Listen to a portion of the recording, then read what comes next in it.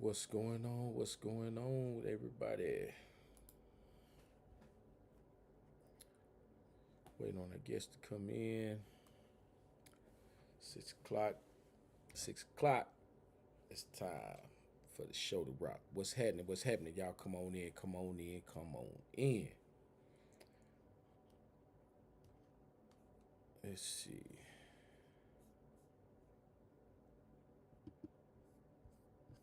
Let's see what we got.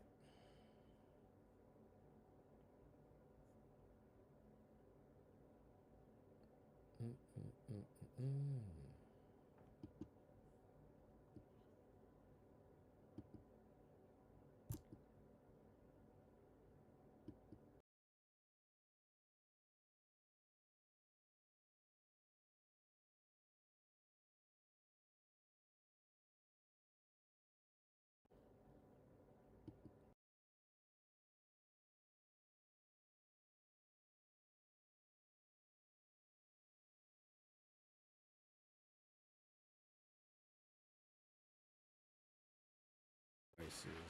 Okay, there we go. Can you hear me, Cody? Mic check. You on? Can you hear me? All right. Can you hear me? Can you hear me? Yeah. All right. All right. We're in. I got you. Can you got me or what? Yeah. So what you want to do is I can hear the one in the background. So you want to Okay, I turn. got that one off. Okay. All right. We good to go. You got me. So the screen is small on my phone.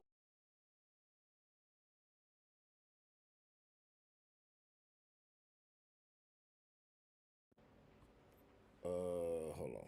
I'm having Okay, audio now you're back. issues. Okay. Stang is talking about I got audio issues. I don't know what the hell going on with this. You don't know. It's delaying like crazy though, huh? Well, not.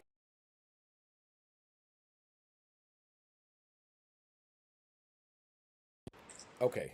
There we go. It's the only reason why it's a delay is because it's you should be in the room with me. So I'm not. anything that On my phone, I'm not. so what did you click the link on? The computer or your phone? My phone. Okay, yeah, that's the one that you're live on. Yeah.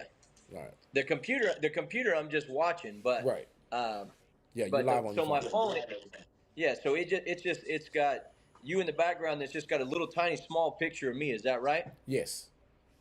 Okay. Yeah, that means you're in the green room. So you're Okay. actually on the show. All right. So, uh let me this damn clock. Let me change that. Edit that. There's a Damn. huge delay compared to what's on the computer compared to Right, us, huh? right. That's why you got to turn the computer down because it'll have you going ape shit. Right. Let's see, 3 minutes. Okay, boom. Now we're in there. So will Okay. my screen be bigger or no? No, No, no, yeah. that's it. So, like you can see, so what you're looking at on your phone is me, right? So, Yep. and that's who you're talking to. But you can see the screen so that you can see the comments and everything. Okay, perfect. So the screen you're talking about is what's on the computer, right? Right. Now the screen on Gotcha. your phone, that's live. Okay. The camera's down there. So Okay. looking into the camera.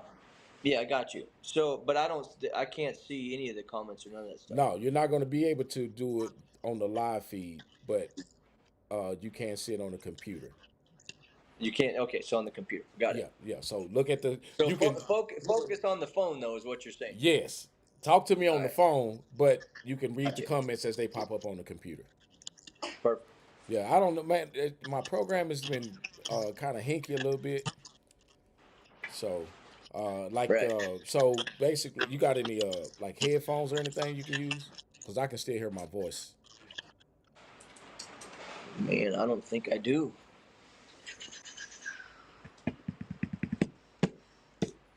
We'll don't get think through I it. do. We'll get it figured out. All right. However you want to do it. Yeah, no, it's all good. So anyway, man, welcome to the show. You know what I'm saying? No disclaimer, where we have conversations about everything that's going on in the audio and music industry, or anything else you want to talk about, right? This is not a show to, of course, dog anybody out. This is a platform so that you can discuss what you want to discuss, whether you got new product you got coming out, or hey, let's just shoot the shit. You know what I'm saying? That's what we're doing. Right. Gives everybody the opportunity to know who you are as a manufacturer, and you can start off by telling everybody who you are. All right. As everybody knows me as Mr. Voodoo over here, but this is Cody. Been doing this shit for 15 years, man. We're having fun. But we're going to dive right into it, man. I just wanted to tap back in with you, Derek. We talk all the time, but I think the people need to understand of our vision, um, the outside looking in. We love the competitors. We love all of the competition that's going on. But sometimes we sit back and we evaluate what's going on and the direction that we think things are going. And one thing about, and I know for a fact, is that music's never going to go away. Right. Do I think that it could kind of defer to, however you want to say it, right? So it could go in different directions, but it's never going to go away. But what we're watching is that these competitions have gotten stronger. People are involving. I mean, let's face it. It's been a long. I mean, this year alone, I take that back. There's been a couple of shows that have always offered money, right? But now everybody's seeing the value in people and what it takes to get to a show, which I think is great. You know, everybody wants to win something. I think it's great. Now, the other side of this is what it takes to make it happen is the other side of it, right? Right. So, you know, my thing with this is always offering something for everyone. And we talk about it all the time. I think there should always be a place for everyone. And sometimes I think that it's overlooked in some of these shows. And I don't have a dog in the fight, right? I don't put on no shows. I'm just here to support the people. But I know that there's a lot of smaller bikes out there that would love to just come play, but the platforms are so stout with how big things have gotten. I think that they're getting overlooked, and Right. there's a lot of those guys out there. You know what I mean? So I think that what needs to happen at some point, you're going to have the issue of the smaller bikes needing somewhere to play, Sure. or that particular class is going to be so big that you're going to have to find a way to create a platform to have them play for 2 days. I mean, I know I was talking to Eddie about it, Right. and you know, if you got 100 bikes and 50 of them are stock class Sure. bikes, I mean, Right. at some point you're gonna have to have a cutoff. Right.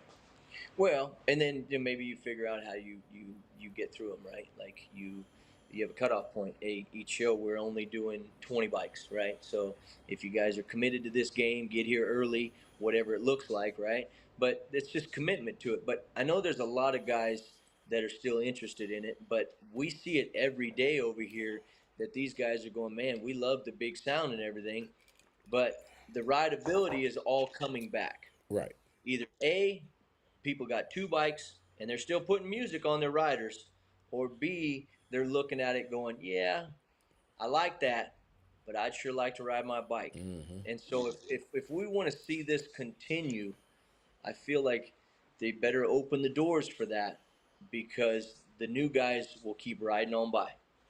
Right. And I think that's the direction that a lot of people are going. I'm not getting a lot of real big bills. The whole 30, uh, everybody's doing like the fat tire 23, 21, even the 18. Right. Nobody's really doing the 30 bills like they used to because of the lack of rideability or the weight that it takes to move one of these things. Sure. So, in that perspective, I mean, you know what I'm saying? You're going to have to do something that's going to allow these guys to come in and participate, because they're. I mean, if you look at any bike club that's doing an event, everybody wants to have a sound competition. Right. And there's a lot of And they're bike going lovers in the to anyway. industry. Right. They're going to. And then that brings up this, we definitely shook up a lot lately, but that ground pounder elite is a hell of a solution. And what we've designed that thing and we've pushed it to the max and it still hasn't given up. I mean, I'm up to an 8K right now on two RSs in it. The bag doesn't care. No Mm. flex, no nothing, right? And I can still ride it 100 plus mile an hour down the freeway. Well, So I can't claim that particular speed with my bags. Now I we can never claim asked you to. 65. I can claim 65. Now I did 65, but And you earned it. yeah, You earned that 65, all right? You I earned earned it. shit. but there's nothing like hopping on the regular bike and getting out there and do. In 100, we're not advocating that you do 100 miles an hour, Right. but it's We're saying we available. can't. It's Right. available. It's available. So with that being said, you do have the opportunity and the option to actually ride your bike Right. with big sound. So let's not forget that you do have big sound with a regular stock style motorcycle bag. And I had got the Which first version. The first version was crazy as hell. And now that you done pushed the limit with the 24 plus bag, now you can get, a pretty big subwoofer in it. Not speaker, not a mid bass, but a subwoofer. right. And we're playing. I mean, and they let it hang, man. But I can tell you, the cool part about that project is when I circled the wagon, as we call it, right? Because we've done it all. I mean, the one thing about this company here that I hang my hat on, and I'm so proud of my guys and the people that supported us, my customers. Without the people, what do you have? It doesn't matter what type of business you got, right? But without support, what do you have? But I can tell you, what we've done is we've made sure that we have something for everyone. Mm-hmm. And I feel like it's very important to diversify yourself and not focus on one piece because without the crumbs, there's no cake, Right. right? And so, but that bag in particular, it was very interesting to me because when I started it, it was a West Coast thing. They always used to just bust my balls over here, like, "Oh yeah, you got them big tail dragger bags. You can't, you can't, you can't." I just said, "I'll be right back," right? Right. Right. So I started the R&D on it, but we started from ground zero, and that was, what can I get out of a stock bag? What can I get out of a stock bag? Everybody still thinks in their mind that 1.2 cubic feet is enough in a stock bag. That's a big stock bag. That's a fattened bag. That's a Mm. OEM. I mean, that's aftermarket, right? Right. Mm-hmm. But you don't get into the base until you're touching 1.4. And I know that sounds like just a really minimal difference, but in tonality, I mean, we've seen it here. We've actually done real time. We're not doing, we're not doing computer simulating. Like, I don't do all that. Like, we really just push play, Right. right? Mm-hmm. So, I mean, I get there's a place for all that, and I appreciate it, right? There, data is data, but you cannot replace real-time data, as in what you've done with your bags, what people do day to day with these parts. Like, it doesn't matter if they come pre-ported, not ported, you still have to put your touch on them, as in real-time pushing play, Right. as in tuning, as in, even if the port says that it's tuned to that, doesn't really do it well. When you stick to numbers like that, I feel like you lose track of what we're doing. Does it sound good? Mm-hmm. And what I mean by that is when it goes down to what does it sound good, right? Is like, what do we do this for? And for the last, let's say, I don't know, 10 years, I mean, I've been in it since, you know, day one, right? Conception. Yep. 100% Mm-hmm. committed, Yep. right? There's one thing about us that, listen, we don't care. We'll go back to listen, you need something else? No problem. We'll see you in 30 days, 45 days. Right. That's one thing about us. We're not scared of change. The world evolves. We Everything. understand it every day, right? And so where I'm at with it is I look at how things have evolved, and then I also look at what are we doing it for, right? Are we doing it for one note? Are we doing it for the loudest? Like, because when you start getting into those two different uh, particular situations, something has to give, right? And a lot of these cats that have been doing this, that are OGs in this game, these tuners, right? How they've done so well is the smoothness and the sound quality of how they display music, right? Right. How they're recreating and making it sound organic like it was recorded. Well, when we start boosting frequencies and we're chasing just certain notes and volume, you're giving, right? Right. And so with me, when we started building all these parts, it's always, I mean, I don't have an SPL background. You know that, right? We talk about it all the time. I had never wanted to learn about SPL. One note has never done anything for me. Right. And no disrespect to anybody that it does, right? But being a musician and drumming my whole life, I have to feel it, right? Like it's different for me. How did it make you feel? Everything is an experience in life. And that's where a lot of this gets mixed up, and it's unfortunate because how muddy that this stuff has gotten and the hatred in the audio game, like it was never designed for that. This Right. was for the love and the connection of motorcycle and music. Call it audio, but it's Right. music, right? Right. So when we start trying to push away from that, I look at what do we do it for? So my thing is, I love music, right? So it doesn't matter. Um, so let me just, the love of music is why we do this, right? So if the love of music is why we do this, now we've created a platform for competition with the type of music that's being played. Now, as you Correct. know, when we first started doing this audio stuff, man, it was all EDM, right? And that's Yeah. moved over to R&B and hip hop and stuff like that. And I think what's happened is like now we're chasing the sound instead of the music.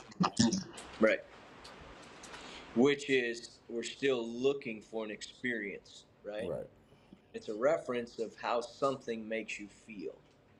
Well, um, that's not referring to how it was recorded. It's about how we can make something make you feel, and now that goes into a whole nother level of are we creating an experience or is it we just creating something loud? And that's where with me I look at it and I go that's hard for me to go there, right? For an example, the downfiring bags, right? There's a lot of people, there's a lot of discussion about it. I'm not scared to talk about it because one thing that people don't realize, how long did it take to get side firing traditional with a square port that now it's big output. It's not how big of a the broad the bandwidth is on the frequency range. Now it's how big of a note we can create. Here nor there, you can call it music, a note, a bass. We are now what 8 solid years in chasing the bass that we have now with one style of technology, right? So the downfire is what is this designed for? Is it plays a bigger bandwidth of frequency range, right? And that's why they use them in home audio. That's why they use them in Jeeps, in trucks, and in reality, they need less airspace. Everybody wanted these big bags. I'll build anything. It Right. don't like I told you before. I'll build anything. We will build what the people ask for. But we have tipped the top. I feel of this big bag airspace. And when you have too much, a builder, you can have all kinds of fun with it Right. because now you don't have to use buckets no more. You can create different chambers, port the chambers differently. You can port your mid range and actually get that speaker to do what it's designed to truly do. Man, I'm telling you. And that's the thing about airspace, right? Like Right? we've been forcing a bunch of power in a smaller bag, And now that you guys have gone in and re-engineered, the size of these bags and given us airspace, now we can actually achieve what the music is supposed to sound like. You know what I'm saying? These lower frequencies, because we've been used to playing, especially let's go back to West Coast, 6x9s. The Yeah, lowest frequency you're going to get is 75, maybe maybe 65. 75, Yes, maybe. yes. But at the end of the day, you know what I'm saying? Like now we have the airspace. Now we can get the bigger booms, because that's Right, everybody want that bigger boom right, as opposed to the bump. So, and that's what sets my bike apart from a lot of other bikes, because I got that boom. right, And when people hear it for the first time, it's like, what the fuck? Like, man, that's crazy. But when you think about where the technology has come from when it first started to where it is now, you couldn't get this sound unless you had an extreme bike. right. We listen. The middleweight bikes are playing what extreme bikes were 2.5 years ago. Yes. I mean, if I'm wrong, I'm wrong. But that's how I truly feel. They're huge. I mean, they're big, right? These are big. But back uh, to touch on that downfire, right? So I went after the quality of music, right? That's really where I was at with it. How can we create a bigger frequency range out of these bags? And so right now, me and you, I choose a deep note. Mm-hmm. I like a voluptuous, deep note that you can feel it in your soul. Right. Now, here's the other side of me. I do come from the concert world and I understand that real well. And that's high bass. This game right now is 100% chasing 47 to 80 hertz. I've seen everybody's sweeps. I know exactly what it looks like and I understand it. But I feel like you're missing a lot. And okay, so there's no disrespect to the drag racing side of this, right? Okay, pick your songs that sound the best and push play, and the big bike wins. I get that. But when you get down to have to using select songs, for me, it would never work because I like all types of music. I can't have, I need a drag car that I can go street race, Right. and I got to be able to jump genres and play all types of music. But I like a true 40 hertz, a real one. I like a deep, voluptuous bass. And so the one thing about the downfiring is a there's two things you can look at it. Two of it is that or a let's look at that. Okay, there's one reference of there's one no there's two now, and I heard that the second one is really good from what the streets are talking. But um, there's two sets of bags that have made it to the public that are downfiring. Do we know? The reference points on them, what they do, what they do. I mean, they have a beautiful, accurate sound. From what I've heard so far, are they the loudest one bass note? Nope. Do they play a big bandwidth? Yep. Are they full at the bottom? Absolutely. So what that tells me, as in that these guys, because I've done my R&D, I know Right. what they can do. We've done all kinds of testing. I know what they're capable of. But what that means to me right now is that we're still in a learning curve of something that's just evolved. Like this is a new technology, right? So the guys out there that have something to say, oh, the downfiring this, the downfiring that, just remember you got 7 years working with a traditional bag to get to where we're at today. Mm-hmm. And if these guys with these downfiring bags are that close to you within a few months, don't think them boys ain't working because they're in the shop working. Well, I So think a lot of people are afraid to modify, sure, because if you present the package, right, the yeah, package is there. I'm giving you a blank slate. sure. How do you improve this blank slate? Because your bags don't come with instructions. No, sir, they don't.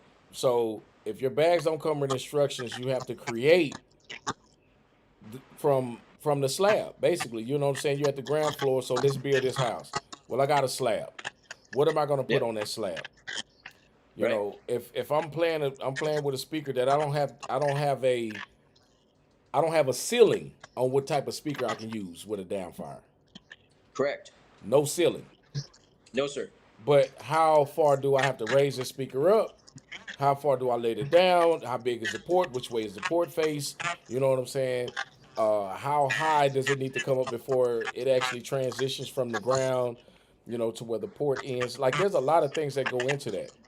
You know, of course, when they call you, they say, "Hey, I want this big ass bag," Sure.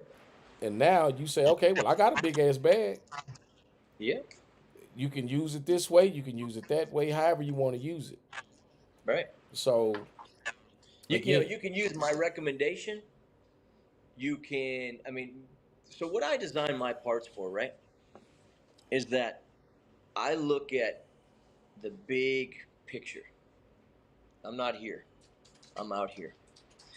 In all the scenarios, what can these people do with my product? That's how I look at it. I don't encapsulate you into one product. The mounting depth only fits one sub. The port area is this much, and this is what you have to do. When you start doing that, you create one sound. One thing that I've always loved about what we do here is that we do the groundwork here. I can take you to the finish line. We do offer that. But what we truly like to see is how artistic people get, because that's what this was built off of. You were never able to just buy a bass note out of a box. mm-hmm, Guys like you and I don't know what, a good solid 50, 60 solid shops, maybe more, I don't know, that are committed to the game. I'm not saying that they're not good, right. but that are interested in it, right? Let's say interest. Well, they wouldn't have no work. All their R&D and all the effort and the hours and thousands of dollars that you have spent learning, what people don't realize is that they're not paying you for I'm just going to do whatever, right? Six speaker bike, PRV, 6.5, DC or SoundCube. They're not paying you for the equipment. They're coming to Derek because I want that experience. And that I sound. want We're selling the sound. there. Okay. So what happens to a guy like you that's been in the game forever? You know, there's other shops that are out there that have been game, right? They've been doing it for a long time. And we take what they have worked their ass off and say, oh, out the box, baby. Plug it in. Pre-tuned. We're going to get you this bass note out the box. The difference between me and a lot of other manufacturers, and the truth be told, it might even hurt me from time to time, but I've always made it to where my dealers are important. I don't step on my dealers when it comes to, I don't pre-fit stuff. We pre-mark them. Unless somebody has to absolutely, maybe they don't have a shop that I can refer them to, or maybe they truly just want a factory direct, right? But a factory direct's like when you go to Ford or you go to Cadillac or you go to wherever, right? When you walk in their showroom, they got 6 aftermarket wheels, right? That Mm-hmm. are proven, that they stand on, they know they're going to work, they can warranty it. That's what you get. Some guys, some guys are okay with that. Right. But 90% of the guys that call us have a reference. Hey, I saw so and so. I heard this sound. He said he got the bags from you. Yeah, the bags came from here, but you still need to go get that sauce. Make sure Mm-hmm. you check in with that cat that you like. If it's Johnny, Tommy, Benny, I don't know who it is, right? But if he's got what you're looking for, Go see him. So what I never. happens? I'm Go sorry. ahead. Go ahead. Go ahead. I'm sorry. I didn't. No, no, I'm just saying. But where I was closing with that is that I've never looked at it as in how do I just capsulize the whole thing, right? How do I take it all? Right. Because without your team, you're only as good as your team, Right. right? The people that support you, like if you go in and cut everybody's heads off that eats off this too, they're not going to tell people to tell you to come eat. Your dinner table is going to be empty. You may have all the food, So but you how do got you? nobody. So let's say because you don't sell a prefabricated out of the box ready to go setup. What happens when someone gets one of your products and there's a discrepancy? You know what I'm saying? Like this doesn't match, or this, there's a crack or there's a break. How do you handle a situation like that? So what we do here is that if there's an issue, if you look at my like our invoices and our website stuff, 24 hours after you get your product, unpack your product. If there's a problem that happened, there's a crack, it got damaged, we send a label out, we get it replaced, we take care of it. Now, the other side of that is if you go into it and you and this is no disrespect to nobody, like if you've got the capabilities, that's awesome. If you don't and you choose to want to learn it, that's great too, but that learning curve is not my responsibility.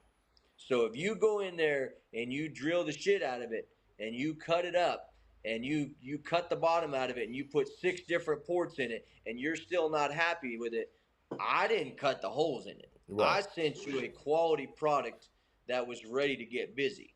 If you don't have us do the work here, you're responsible for what you do with that thing. If that means you drag it behind your car, it's your money. I don't care. Right. So how far do you go if a customer calls you? How far do you go with that particular customer? And the reason why, and I asked another manufacturer this, do you sell outside of your dealer?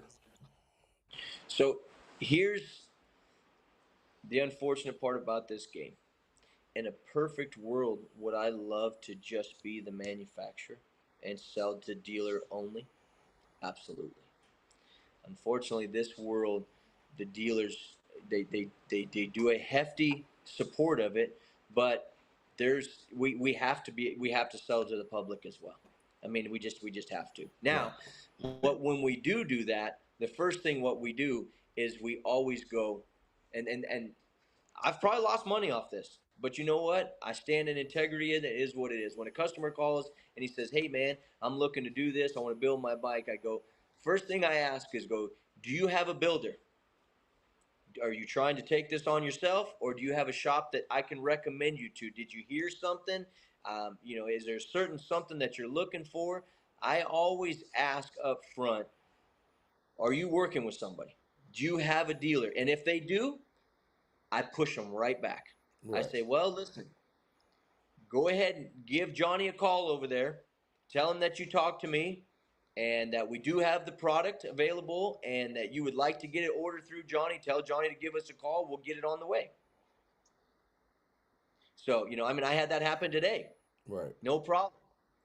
I'll send them right back. Now, if these guys choose that they want me, like we were talking about that dealer direct, tell me what you want. There's nothing we can't do here. Right. Right? We have all different. We've got all different sides of ports. We got all different sizes of. One thing about us is our bags have the rings built in them, so we don't have to add anything. So the structure of our bags, like the rings are built in the mold, so we're not cutting and splicing and then adding another joint that could be a weak link if it's not cross braced. I mean, there's a lot that goes into that when you have something that's built out of the mold compared to when you modify it. It's just like anything else. You take a stock bag, you cut a hole in it. If you don't secure that ring, it's got a flex point. Right. You know. But what we do is if somebody comes and they say, let's use the ground pounder leap for an example, right? Because how that bag comes is a small tin ring, because I don't know what tin you guys want to use. I mean, what is there 6 different ring sizes out there for different tins from I mean, DC's got a basket, and MAT's got a basket, Euphoria's got a basket, and Bama's got a basket, and Cicada's got a basket. I mean, I could keep going, right? So instead of me making it the whole too big already, because if a guy decides, well, you know what, the subwoofer wasn't for me, I really just want a mid bass that's a louder bass. I want maybe he wants a lighter weight speaker. He gets to choose that. I don't make that decision for him, Right. right? But a customer calls and says, "Hey, listen, I don't have a dealer that I'm working with. I'm going to try to do this, because it's a ground pounder. It's a factory replacement bag. Um, what would you guys charge to set one up?" Right? Well, what are you looking to do with it, sir? But I do make him, because I don't sell audio equipment. I just never got into it. Um, Whatever you're going to use, I need you to send me. And by doing that's making him commit to a driver, Right. because you have to commit to a driver for me to cut your hole. Right. And then we set him up, we port him for the style of music that he's listening to. We get him down the road, all the fitments done. We 100% do them quite often like that out the gate, to where they could literally send them straight to paint. Right. But I try to support the shops, man. I mean, I know where we all started as a shop. We all did. And so if we don't look at that, you may need one day. You know what I Right. mean? Hmm. So, I mean, my thing is like, and I can say this for a fact that I've had a few guys call me over the last couple of years and said, "Hey, man, Kody told me to reach out to you because I want a specific something done." You know what I mean? Especially with the El Grandes. Yep. Once I got the El Grandes kind of dialed in, my phone has been ringing. Um, I'm starting to do a lot more rider bikes and stuff. Like I said, we've gone through a few sets of those ground pounder elites, the Right. 23 down and the 24 plus. Uh, and yes, I mean, yeah, you're gonna have to do some work. They're not coming out the box ready to go. You know what I'm saying? They're coming out the box. You know what I'm saying? Like you said, you got to trim that ring for whatever speaker you decide you want to use. Now Right. I'm not for sure if it's a mid bass or something, it'll probably go right in. But if you get into those bigger subs, the baskets are different. Like you said, I mean, Yep. uh, the sound cube they're different. The DS18 is a different Right. speaker. It has to be opened up. So the reason why I wanted you to kind of break that down so that people understand, like you're selling them a foundation, and Right. you're selling to uh, shops that know what they're doing. So Right. if you don't know what you're doing, you can kind of get yourself in a little bit of a pickle if you try to do it yourself. So the reason why I was asking if you sold to regular customers as opposed to forcing them to a shop, these are the type of things or the type of conversations that you got to have with people. Right. Well, and so how that works is, right, is that first conversation comes right out the gate. Are you working with a shop? Because if you're not, I know what kind of conversation we got to have. And it's different, right? And so now it is, okay, I have to figure out what your skill level is to point you in the direction that I can help you through the phone. Or if I can talk you into getting to one of my dealers, if you're close enough to it, that's the first thing I'm going to do. I can sell you the bags, no problem. But to get you the result that you're looking for, if you're not capable, I'm not saying anybody's not capable, because you can learn, there's no disrespect, anybody can learn, right? But if you don't have the tools today, right? My goal is to get you to somebody that will get you the result that you're paying for. Because I see this more and more. We've all seen it. How many guys you know that have redone their audio? Shit. Just about everybody, right? Every year. 6 months. I mean, they just, because they've been told that they're going to get this and they're looking forward to it. And then there's it. Well, you know what? We did the best we could, Tommy. But if we had this, we could have probably got you there. But if you'd like to upgrade, okay. Well, the upgrade garage is known for that. He'll take care of you. Just come on down there. He'll get you squared away. Now, what he's going to do is if he comes in and says, "I want the most I can get out of," just use the ground pounder elite, right? A factory replacement bag. You're going to look at, okay, what is the definition of the most? you're going to say, man, listen, this ain't going to be cheap. He said, I don't care. I just want to ride my bike. Well, now you know how to approach that customer, because you're going to call me and go, well, listen, the ground pound elite's got the most mounting depth, it's got the most airspace, and the playing field is there for whatever I want to do with it. We're going to start there. Then what we're going to do is we're going to look at the equipment, but you got to have a starting point with a foundation of it. And with customers, I feel like the more and more, because of where this has evolved, right? Um, Out of the box is trying to get to the norm, and I'm just going to do it because we can, right? So no matter how you look at whatever any manufacturer sells you, if it's me, if it's another manufacturer, whoever it is, until you know what to do with it, it's still that same piece of fiberglass, right? It's an enclosure, it's a port.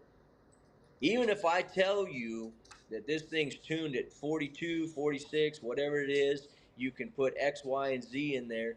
Unless you put X, Y, and Z in there, and you have somebody that knows how to set up X, Y, and Z, you still just have a piece of fiberglass, Right. right?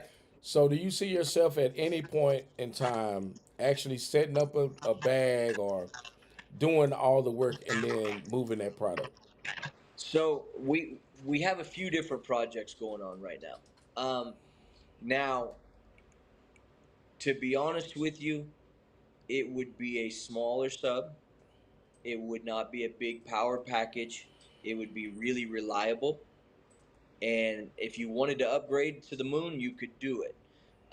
We do have a few new processes that are coming out. We've got a new type of, uh, I don't have the exact verbiage for it, but it's an aluminumized resin um, uh, Kevlar mix that we've been able to lighten up these parts. We're still testing in it, but we're lightening up these parts and they're stronger.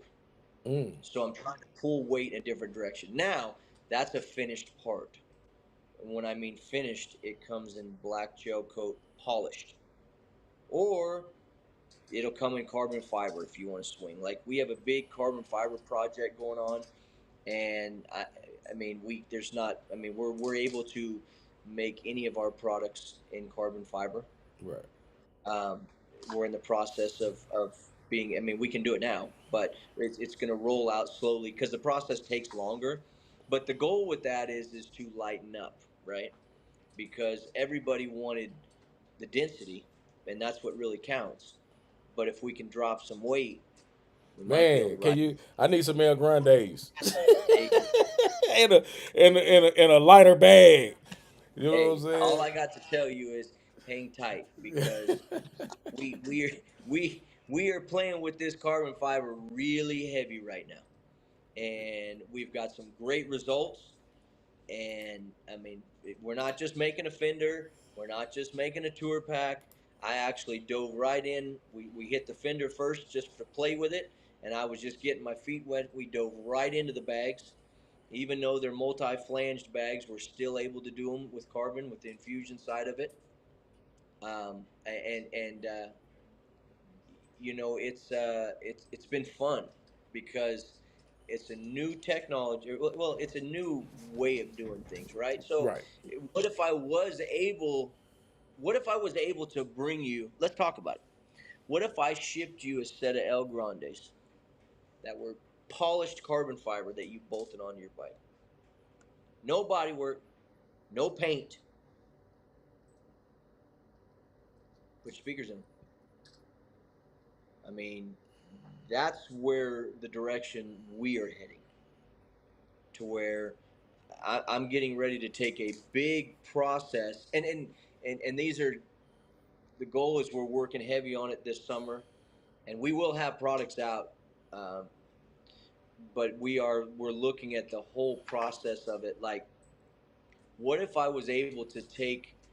I mean, no disrespect to my paint and body guys, I love you all. You all put in hell of work, but sometimes we get backed up. And what if we got some guys that just don't want to paint their bikes, right? Like, but what if I was able to give you a product that you could just bolt on? You didn't have to paint it. What if I was to offer 14 different versions of carbon? You like red? Cool. We got a red, we've got a red twill. We've got red chopped forged. We've got red interweave. You like. I mean, we've got right now. I've seen so far. We've got orange, red, yellow, gold, blue, green, and the traditional forged, as well as the LV line that's out there as well, which is interesting. Yeah, that So Louis Vuitton shit crazy, bro. we're just hang tight. That's Yeah, all I yeah, got to say. yeah, Louis Vuitton crazy. But this is my thing, right? The cool thing about being in this audio game is that you get the opportunity to meet a bunch of different people that have a bunch of different things going on, whether it be the way that they're building their bikes, the way they sound. I mean, I've asked this question on multiple occasions. Do you think the audio industry has gotten too big too fast Well, that's a great question, and I'm as sure a everybody. manufacturer?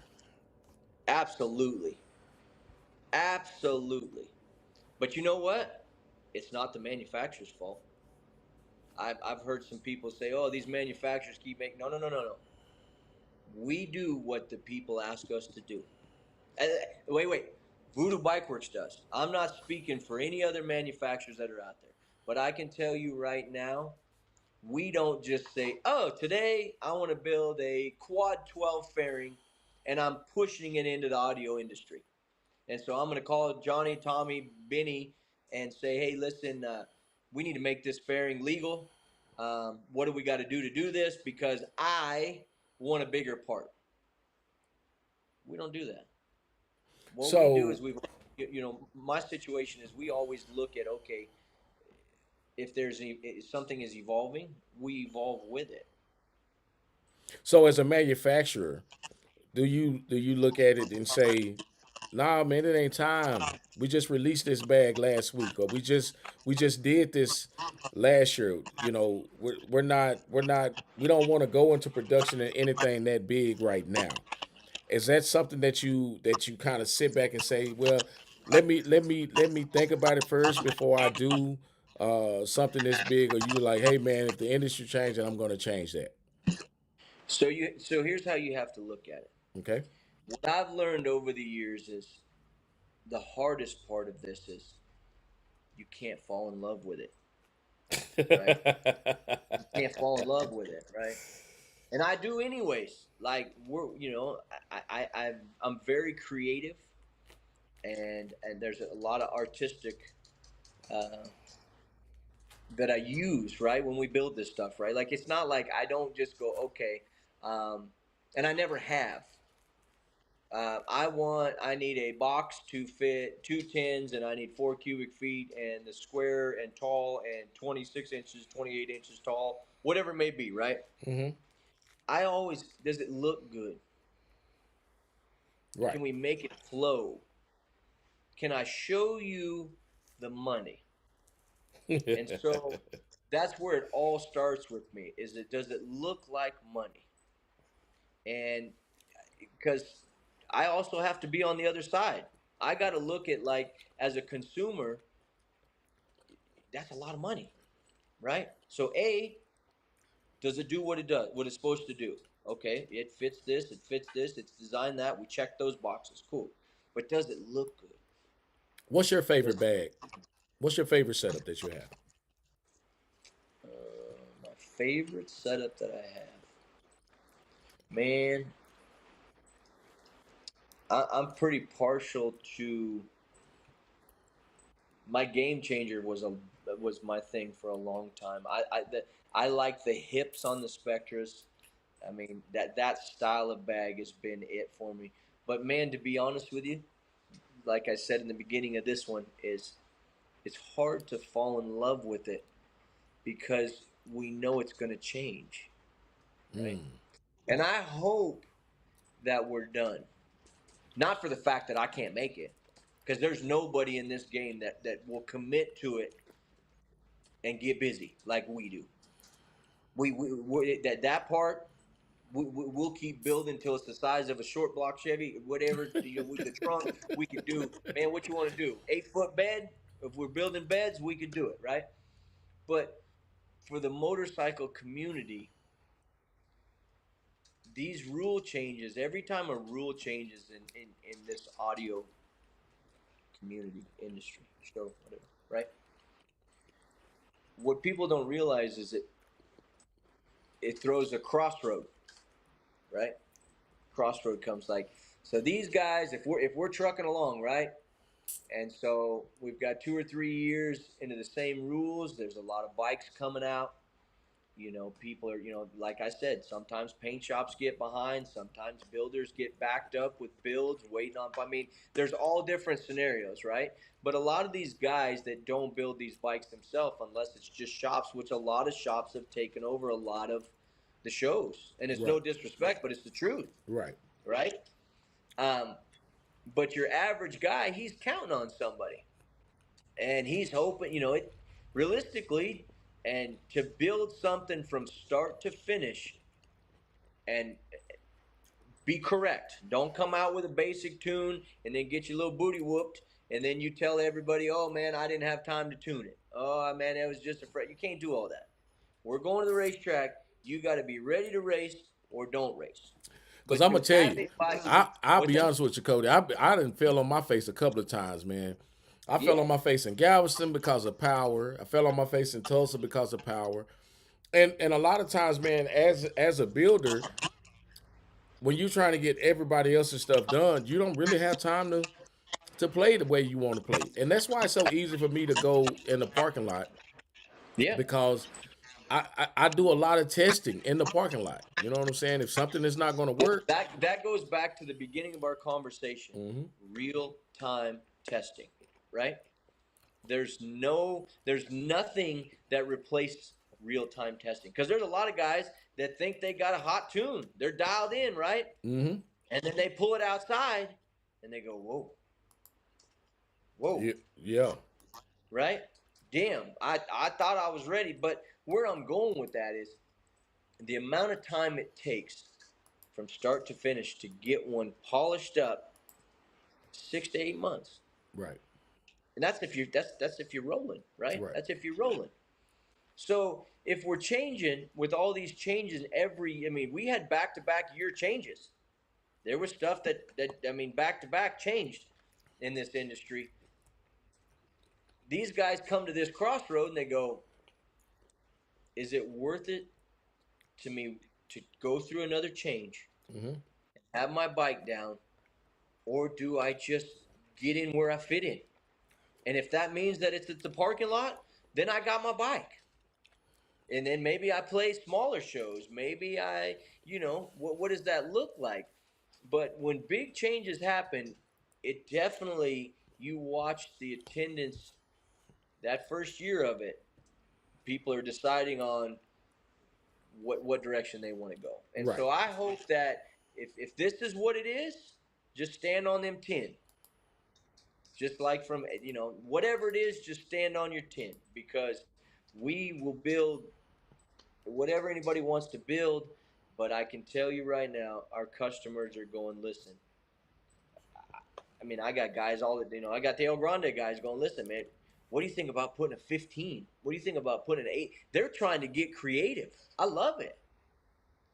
But the other side is there's a solid 20 that are more than happy in the parking lot, right? Man, if you put an 18 in that El Grande, I can say for certain, you will be doing some fucking damage.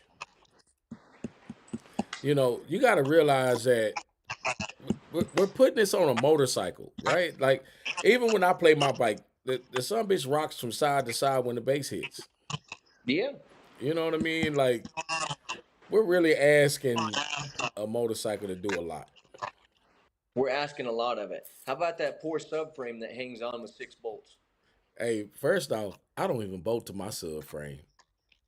No, you got to weld them. But I'm just saying, I, do okay. So let's go. Let's go back to, you know, a builder that understands what we're building. If he doesn't weld that subframe, what does it look like, right?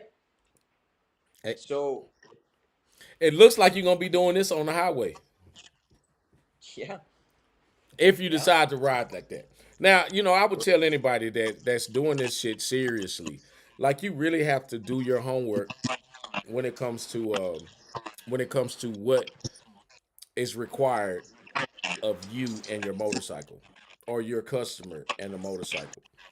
You can't just throw this stuff on these folks' bikes and just let them go down the street and let everything be okay.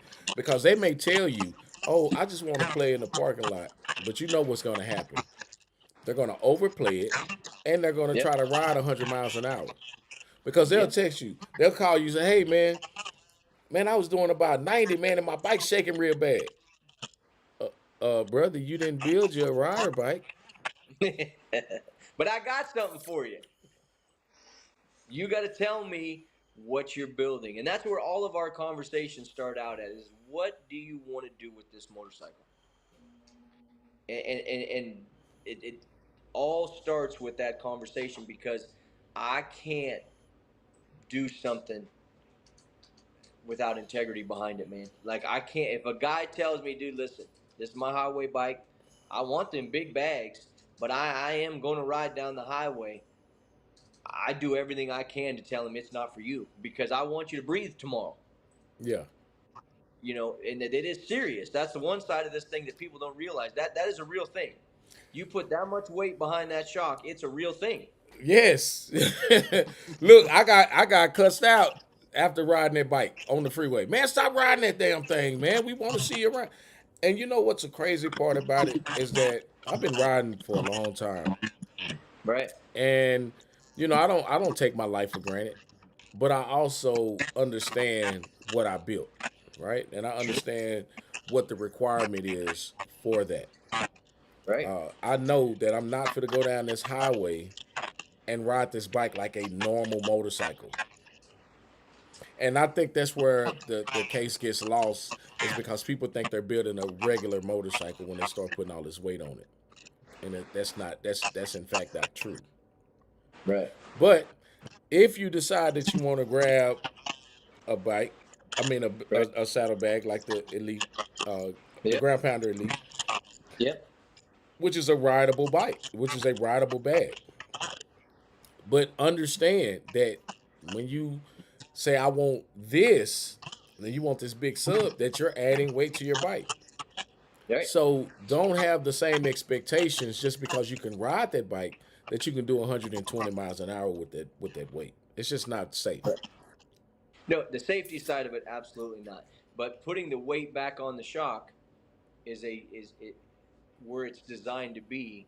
It allows it to be more forgiving.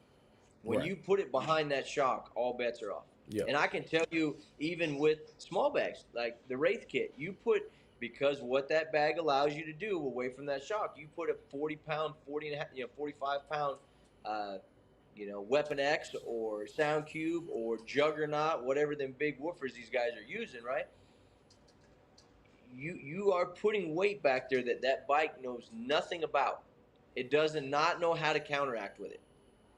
They don't, even though that's a 5 down, 9 back bag, you put that weight in the back tail of it, it's not happy. And that's what people have to realize. There is a breaking point when you modify. There's the give to receive thing always has to be respected in this game. So let me ask you this. Now I know that you've come out with pretty much everything under the sun: front fairings, inner fairings, pods, tank covers, chin spoilers. Uh, you got a front fender too, right? Oh yeah. Front fenders. What what parts do you see moving more of in the future? So to be, let's see here, because everything goes in waves, and one thing's for sure that we see a consistency with Our chin spoilers, because we were the first ones to bring LED lights out down there in the bottom of the chin spoilers. A lot of people like them for safety, right? It's extra light. We sell, I mean, those are a no brainer, right? And they're going to continue. Um, do I see the big stuff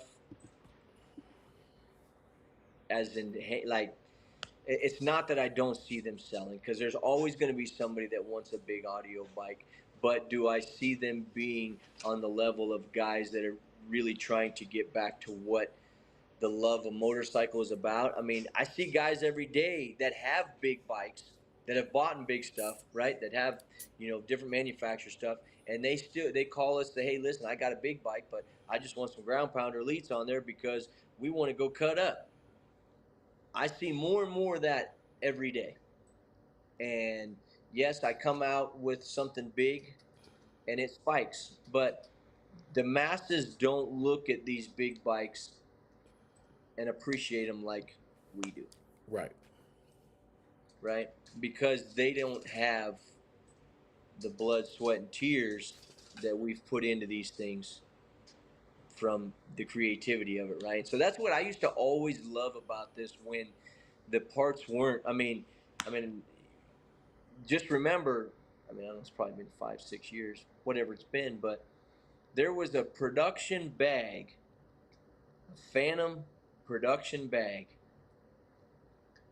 that beat a 410 wood bag at the Hard Rock Hotel, and it was blue.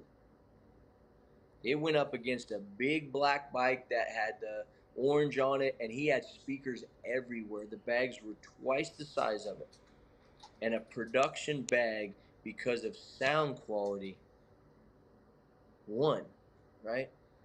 But the reason why it won was the creativity that was put into that bag, Mm-hmm. right? So the creativity of this is what's kept me doing what we're doing. When we start selling this stuff out of the box, you know, like they do for the Polarises, the UTV stuff, the car stuff, where you buy your subwoofer box enclosure down on the corner for $5.99 and you plug it in and you got bass. That's probably going to be the sign of it for me that we're going to start taking up a lot more fishing. It's hard to retire. Huh? Hey man, when you've done what I've done, right, and you've created a successful product, I don't have one that didn't work. Right. That So, one product, I'm trying to look at, like, I don't have one. I'm trying to think about one that just flopped. I mean, we're human, right? Shit happens. Like, sometimes you win, sometimes you lose. But I think that I, I mean, I can't think of one. all right. So let me ask you this: your earlier stuff, right, Yeah, was thin. You know what I on mean? purpose. Barely had any Yep, backbone in it. But yep, over the course of the last 4 or 5 years, you've gone back and says, you know what? Everybody said make this thicker. We need more. We right, need more density. And you've answered that question. I mean, you've answered, you know, that right. response. What they've asked for. Yep, Right. So with the way that the new bikes are being designed with the wider bags, right, how do you stay in the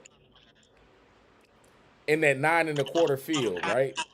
right, And not adjust for the newer style bag because it's 10 inches. right. Well, if you've looked back at all these guys' rules now they have multiple measurements. And that's where, unfortunately, us El Grande guys played by the rules and we got kicked in the stomach. Because when we asked, what are the requirements? 9 1/4 at the back of the bag. We had multiple approvals. We went into production and they go, whoa. Well, now here comes Harley with a 10-inch wide bag at the center. So now we've got a front measurement, uh, bump out or hip measurement. No, it's a bump out. They call it a bump out. Bump out measurement, and then the rear of the bag measurement now. So what happens is now we just build to the measurements, right? And unfortunately, that's all we've ever asked for from manufacturers is what are the requirements? What are the requirements on it? What is the number? Like if we go to the racetrack and we're bracket racing, we know what the bracket is. No ifs, buts about it. If it's 9 1/4, then it's not 10 3/8 at the bottom.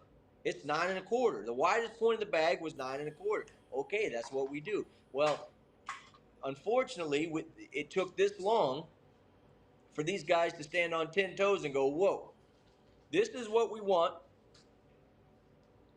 This is how it's got to be done." No problem. So now we just focus on the full measurements when we tool now. So if I wanted to compete and I got a 24 plus, right? So Yep. 24, 25, 26, 27, Right. I'm forced to have a 9 1/4 bag, even No. though even though that Harley gives me a 10-inch wide bag. Is that correct? So now I don't like I said I don't have any of the rules in And front it, of me. and it's not and not to say this is not Right. about any particular nothing. Right. This is saying like if I want a bag to match my bike and it's a Sure. 24 plus, Right. am I just my only way of getting a big bag is to get a ground pounder elite. To get one that well, if you're asking us right now, we've got another version that's in the works that should be released in the fall of the Wraith kit that's going to be built off of the 24 requirements because it is a wider bag, Right. right? And that's all I'm So saying because I don't want my bike to look like a 23 down when I've spent this money to get a 24 plus. right. Well, that goes into, what are we gonna? What are we tooling for, right? So who's gonna commit to it? I know Top Shop's made a 24 version. I think they're the only one that's jumped out there right now. Maybe, no, I think there's a couple other guys that are out there, but that's just tooling, right? So at what point do you look at this and you go, okay, are we looking at keeping the value of the bike? It's a new bike. We want it to look new, Right. right? So, right now, a lot of the big bag stuff that we have, I mean, is it, I mean, that's tough because, like, the game changer, it has its own look. So, was it built on the older bikes? Sure, right? But it doesn't mean that it wouldn't look good on a 24, right? But if you're looking for that hip that the 24s have came with, we're constantly tooling, and like the Spectra's got it, it's got a wider hip on it now because of the change, and so does the Ground Pounder Elite. So I'm just going to go back in and fill that hole with a Wraith kit that has that look. But no, it's one of those things you got to decide, right? Do I want to put a Ground Pounder Elite on there, or do I want to find a bag that has a good look to it, but unfortunately it's not built with the look of a 24 because they Right. weren't here. Right. So So and that's something that I mean as a manufacturer you really have to look into, right? Do you right. stop tooling some of the older stuff because now you're starting to see more of the newer bikes come out, or do you just say, you know what, I'm just going to bite the bullet and I'm just going to jump out there and say, man, yeah, this is what I'm doing. We're not, uh, some of the older stuff like you can't get a rear end for an '08 and down because it's just obsolete, unless you So how manufacture we it look at it yourself. as right. So we look at it as okay. What are the requests that we have? What are the numbers that we have? What are we getting action at? Maybe once every 3 months, I get a guy that goes, "Hey man, you got an '08 and down rear fender?" And I'm like, "No, no, but we could build something for you." He's like, "No, no, no, I don't. I was just wanting to know if you had something for it." So I don't have. If I had guys weekly asking for it, we tool it, right?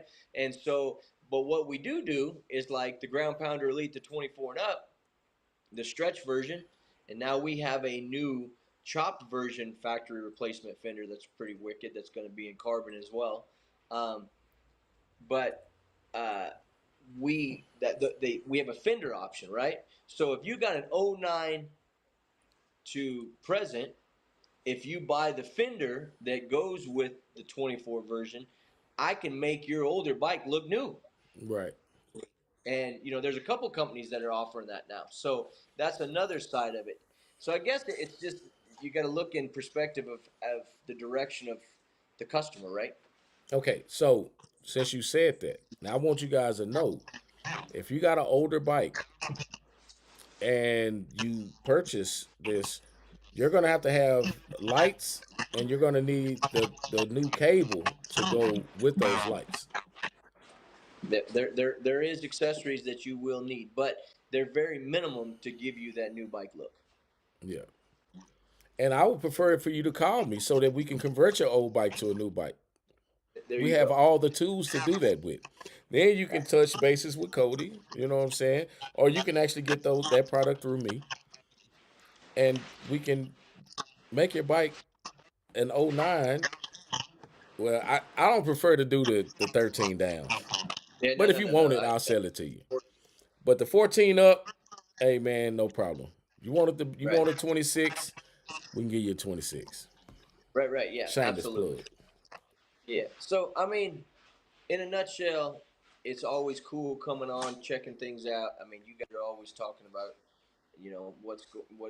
what the next move is. I call it, right. And so, I feel like the different levels of what we're getting ready to offer. Um, I can take you to that out of the box situation. The porting side of it, I still think that there's a big part of it that's missing, and that's your tuner. Your tuner plays the biggest part. Because if I sell you a bag with a 5 by 5, 5 1/4 by 5 1/4 by 11 inches long, right? And it's in, 3 cubic feet, right? Well, on the computer, it looks great. But I don't, until you have that bike and you have those amps and those batteries and you have all your distortion meters on your amp set up, and you might have one amp I mean, there's so many variables that could make that port not work. So when you sell it that way, you're putting your neck out there, right? To Hmm. where I'm at, I can sell you all the variations of what you need, and I can send you to somebody that's done the work, and let's get you what you're asking of. Let's get you the result that what you're looking to pay for. And that's the biggest thing I feel like there's a problem with this industry, is that the quick dollar is a mess. And what I mean by that is that if we don't look at the big picture, go, there's good bikes everywhere now. They're not just unicorns anywhere. Right. There's a lot of good bikes out there that you have to compare yourself to. So if you're in business and you're building bikes, you got to really look at every move that you make, because there's comparisons on every block. Not out west, but from Texas over, you can get action, right? And if you tell a customer he's dialed in and he can go get that smoke, he's gonna go try him. He's gonna say, hey, Johnny, my builder said I'm ready. I'm ready to get in there. And if you don't get him set up what he asked of, he's gonna be back blaming you. Right. Now, Cody, people have been commenting, and I Yeah. just seen a comment Okay. that says, would there be more creativity as an installer or builder if the classes were based on airspace and not speaker limits? Well, would you use airspace as in bag size, or are you just looking at volume? Well, I mean, this is a question, right? Sure. And Right. I guess if you really look at it, how do you determine how much airspace you have, right? Right. Because you can have airspace that starts here, but it goes up, or you can Right. have airspace that does this and it's shorter. Right. What's going to give you the best performance, right? So that If would go down to, if I was to answer that, we're going to get down to the airspace would be kind of what they've done, and that's bag size. So when they put parameters on bags, you can only get so much out of them, give or take, you know, a quarter cube, under a half a cube, right? If you go to the measurements now, there's the difference. If you care about what it looks like, competition stuff. When I say we're definitely getting out of hand, I mean we're getting out of hand over here. I mean that new Grudge Box 360 Max, that thing is good God, it is over 9 cubic feet, and everybody's like, how? How'd you get that? The rules state 37 and a half wide, 33 long, 16 tall. Ask your boy Chat GPT. Get your airspace calculator out there. I don't care. I'll wait. That Joker says 11.2 or 11.4 cubic feet if you built it square. And we're doing that in middleweight now. Middleweight and heavyweight can have 11 cubic foot tour pack. Well, I think that's so you know how like when you get to a certain age and you go to start buying Corvettes and Lamborghinis and shit like Right. that, you know, I think that's a lack of compensation for something else, right? Little Now, man's little man's yeah, disease. I get it. That's why I don't listen. I don't have. Never mind. You I got lost this. 60 So let pounds, me man. find out, Cody. You got a big 4x4, 650. You know what I'm saying on 28s. You know what I'm saying, and then you hop out. You need a ladder to get out that motherfucker, man. You're like, Let me wait a minute, find man. out you compensate for something. Shit, I got me a 2001 F350. I drive every day. That motherfucker don't let me down. Shit. All I can tell you is back to what you just said. That airspace game is getting interesting because there's a lot of moving parts with this change and evolving in these bigger bags. Before, the box rise was crazy. We didn't have enough airspace, and we're just throwing everything at the wall. Whatever sticks, it don't matter if it has to last. That some bitch could come apart after the competition. But did it wham? Oh, that motherfucker whammed. Well, now you use those same drivers and your same traditional way of porting in something that's got enough, it's going to send you to the drawing board because you got to know what to do with enough. And that's the biggest thing that I'm seeing in this game. 4 cubic feet for two tens. I ain't never seen two tens working 4 cubic feet. We have them. By the time you put port area in there, you better figure out what you're going to do more than just a bucket because that motherfucker is going to dig. It will play all the nuts you want, all in the bottom, okay? But that output that everybody's chasing, that 47 to 60, that's small bag base. That's small airspace, high pressure, or what that is that's horn loaded, big slot port pro audio woofers, not subwoofers. That 47 to 50, that's got real concert woofers all day long. Now you're telling me that I got 4 cubic feet and more? Shit. Don't let Cody come out one more time and try everybody with some old school JBL woofers. Man, if we're chasing 50 hertz, I'll be your Huckleberry all day. All day. Let's see. So David says, shit, he'll keep his small voodoo bags. He not changing them. Maybe he'll build a trailer queen on another bike. Hey man, let me tell Yeah. you something. My bike is transported on a trailer. Yep. Transported. But I can Right. ride But you my shit. lose. I Yeah, can do I can do a U-turn in the parking lot. So I'm right. not afraid, to get out and Right. lean my bike to the left or to the right. Yes, it's Okay. heavy, So, but I yeah, can but do we it. so no casters for you. I'm just asking. Oh hell no, man. You know what? I did that as a joke, right? And this is no disrespect to anybody that has casters Right. on their bike, man. Hey, listen. If you need it, you need it. These things are heavy. No disrespect. If you in the game to build it, We And get it. and I'll be honest with you, they probably holding camp should have patent that them casters and shit on these bikes. You know what I'm saying? Since they was the first ones that I seen do it. But Yeah. no, I just don't believe that. Let me just say this, Cody. And this is not because you're on here, because I would talk about you if they was shit, right?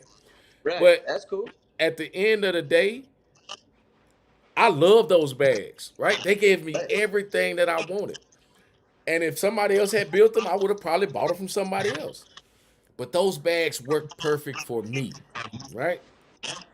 And because they work perfect for me, and you've sold a few of them, these guys are calling me, and I'm trying to tell them, like, bro, I got the sauce for those bags. I done Right. figured them out.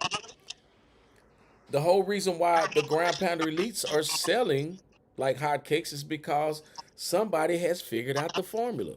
Those motherfuckers jam. Yeah.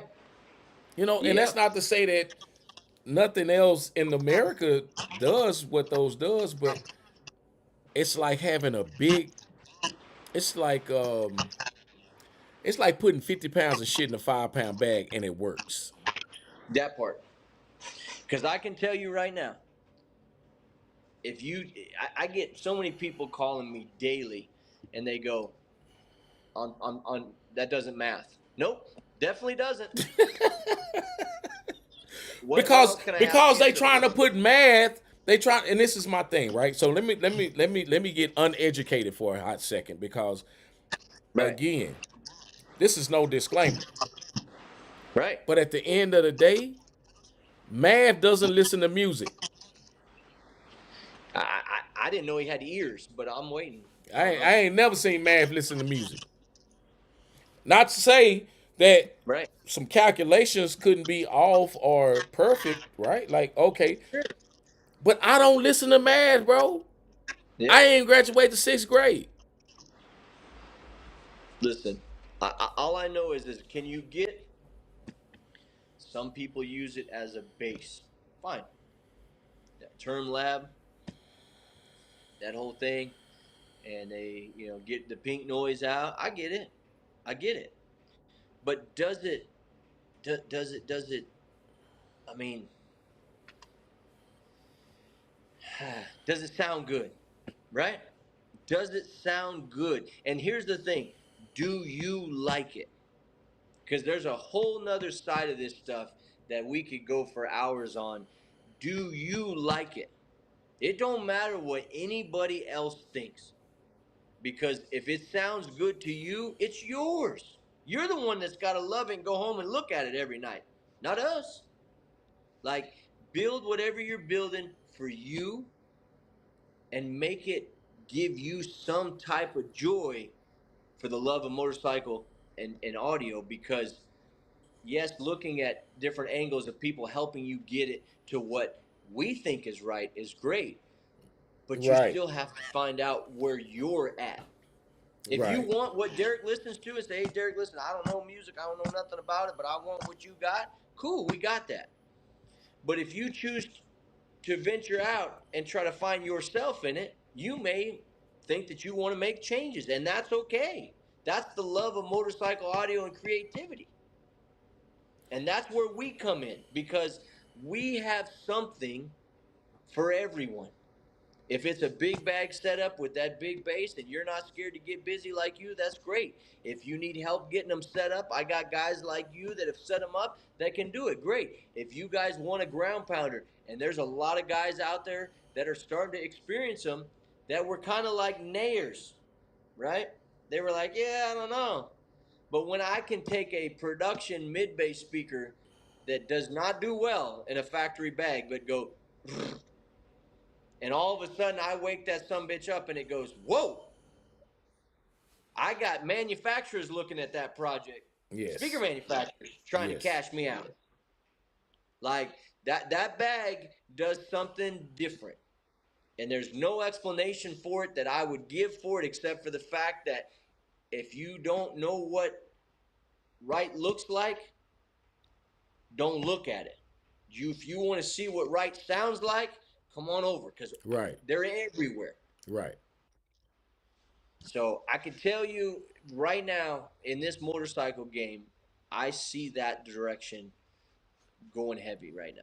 Yeah, the smaller There's still bags. going to be the guys that compete, but is it the competition allowing new guys to see value in it? That's Right, the big question. right. And Is and there new? Right, and the thing about it, Cody, and this is one thing that from the first day, from one of the first few times that you and I first started having a conversation, it was about the word value, right? value. If your customer doesn't see value in you, you won't make any money. If the manufacturer doesn't see value in you, you won't they won't sell you their product, right?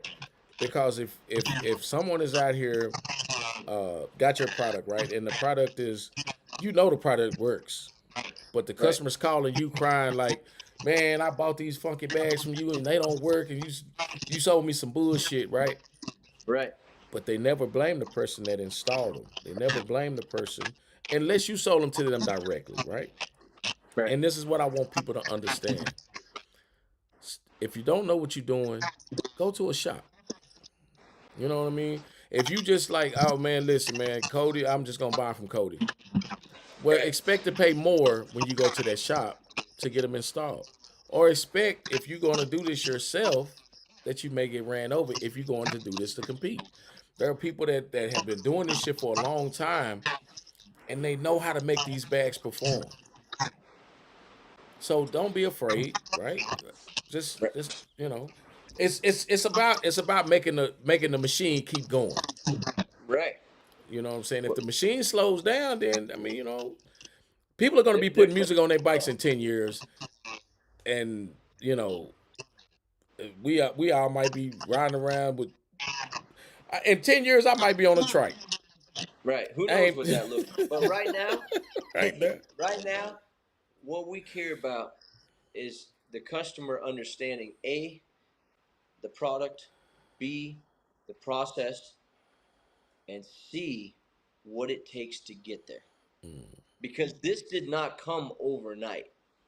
Thousands and thousands of hours were put into this to get to where we're at today. And there's back to that value, right?